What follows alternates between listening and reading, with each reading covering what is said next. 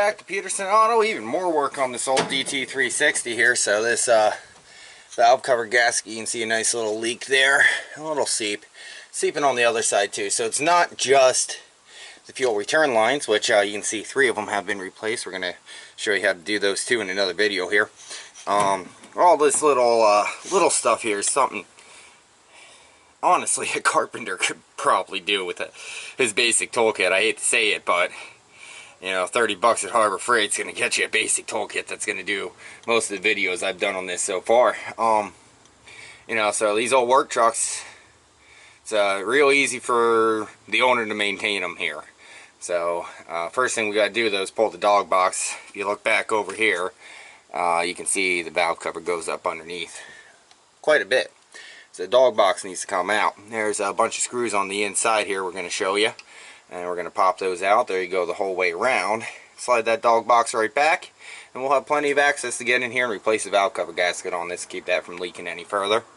You know, most of these leaks are minuscule at best for these trucks. However, the owner wants it to be right, and he wants to be a little anal with it. So we're going to do it, you know, how he wants and make sure everything's taken care of. Alright, so here we are in the cab. I'm going to show you. There's our bolts. You go the whole way around the dog box here, which sits in the center. I'm not going to show you taking that out, but that's basically what we're going to be taking out today to get access to the valve cover nice and easy. Pardon the mess. I've been storing parts in here, so we're going to get that all taken apart for you and show you how to get this valve cover switched out. Okay, got the dog box out. At least enough to get to what I need to get to. Also had to pull the dump controls because that's just how things tend to work. That's why I hate pulling dog boxes and dump trucks. That's always a pain in the rear. Dump controls tend to never be mounted in a logical manner, so we'll probably put nut certs in that one. But we got 1, 2, 3, 6. That's what it is, 6 bolts. So, get these all taken apart. Get this off. Not too hard.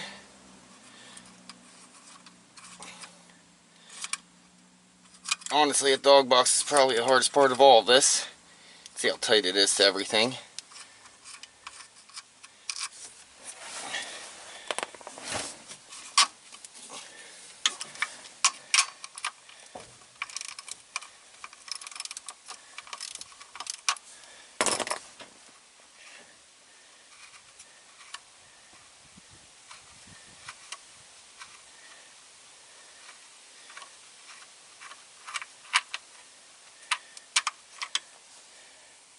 There are little seals on the end of the bolts, so keep an eye on them.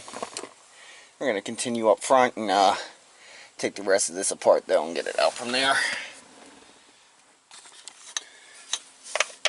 Alright, we have 2 from the back. Which again, this had the bigger dog box in it. Some of them do, some of them don't. You might not have to even pull the dog box, but this one's so tight up on the engine. We had to spend an extra hour pulling that out at least. I didn't actually time it, but it's mostly just stupidity with the dump setup and having to get a helper to come down here and, you know, run the impact gun while I'm underneath, reaching up above the transmission to get to the bolts they put in there for some stupid reason. Can't use nut certs, but you know. Upfitters are never very intelligent, I'll tell you that much.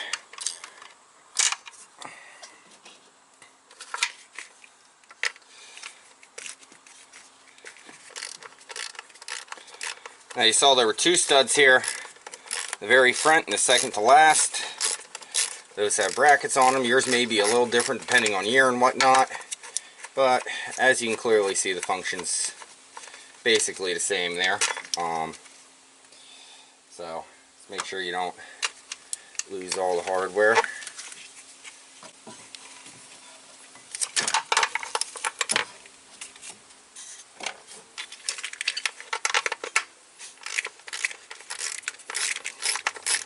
Now these top seals should be replaced.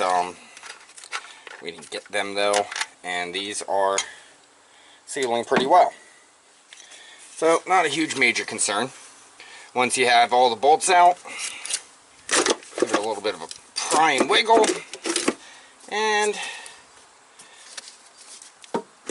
you should be able to maneuver it out. I may need to take this bracket for the exhaust off here on this particular one.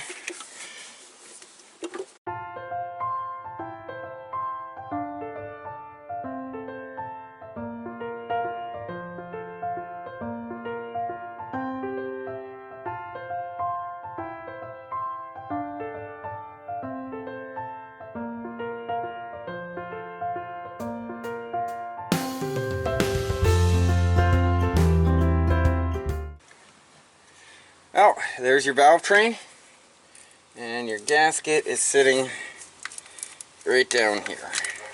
See how brittle this is, and how, right there, see, it just broke. So sometimes they come off in multiple pieces. When they do, it's a good indication you found the gasket that's causing you problems.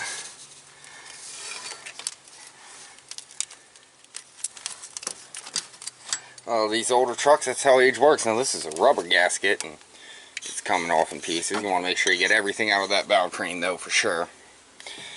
Alright, gasket's off. All of it's out of the engine there.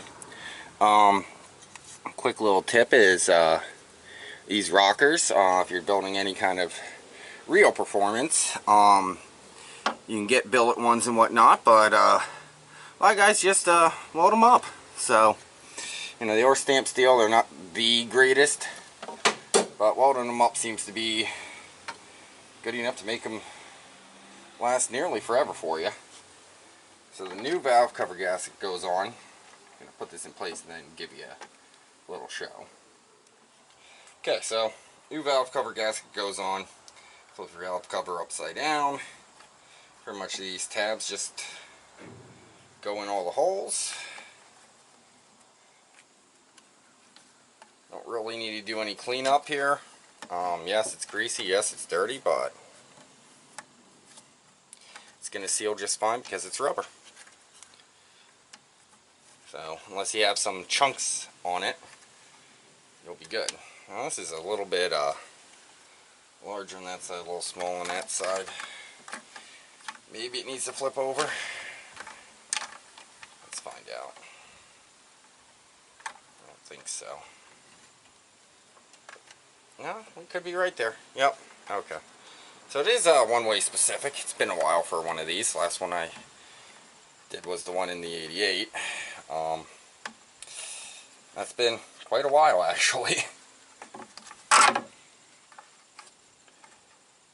Typically at this age you either do a lot of maintenance because you just bought it and you know a new truck's going to be super expensive and it's worth putting a few $1,000s into an older truck to make it reliable and driver friendly, or you're working on something that you just, you know, don't care about and you don't do this kind of stuff. So either way, there you go. That's how that gasket goes on. Now you just feed the valve cover back in the same way it came out.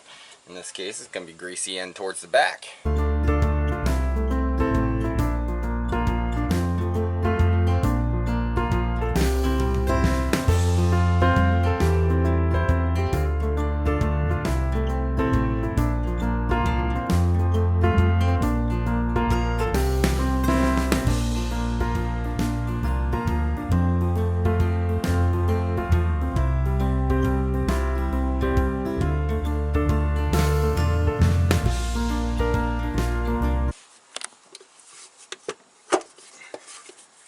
Yep, there we go.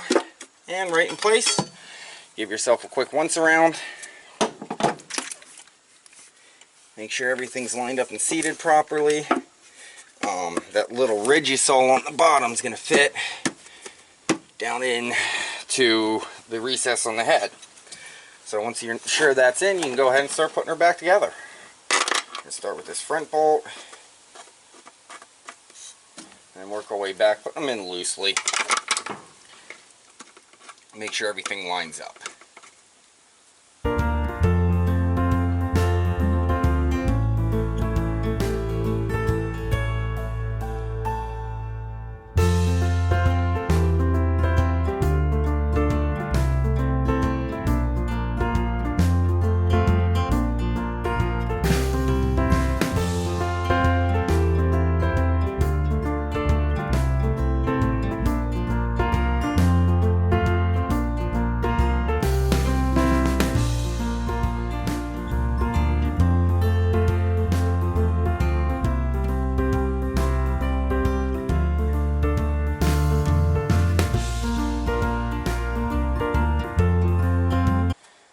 those did take a bit of force to snug up.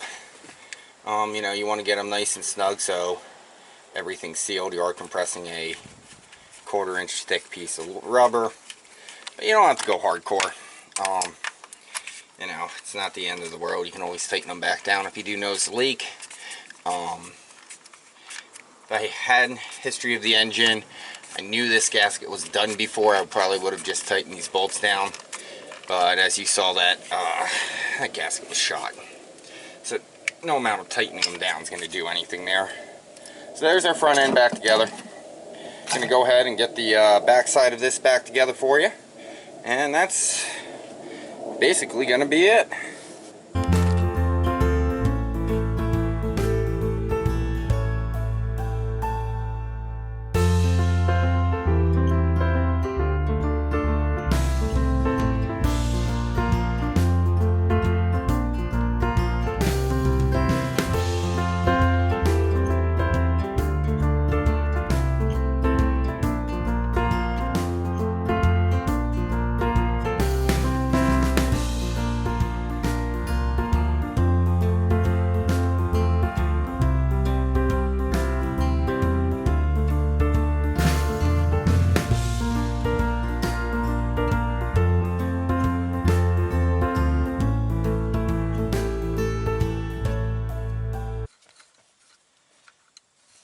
And we're going to leave this one off, but that would be our last thing to tighten down, because we're going to be doing a video on the rest of the fuel lines here in the back. So, being said, you can tighten that one down and put your dog box back in and call it a day. I'm not going to show you the dog box going back in because that's just too much of a pain in my rear to try to film with the location of the bolts and the weird contorting I had to do and whatnot. So, yeah, that's how to replace a valve cover on a Dt360. 466 is going to be basically the same thing. Valve cover just looks a little different. Instead of ridges, it has indents there. It's a little bigger. But other than that, same thing. So, thank you for watching. Please like, comment, and subscribe to Peterson Auto.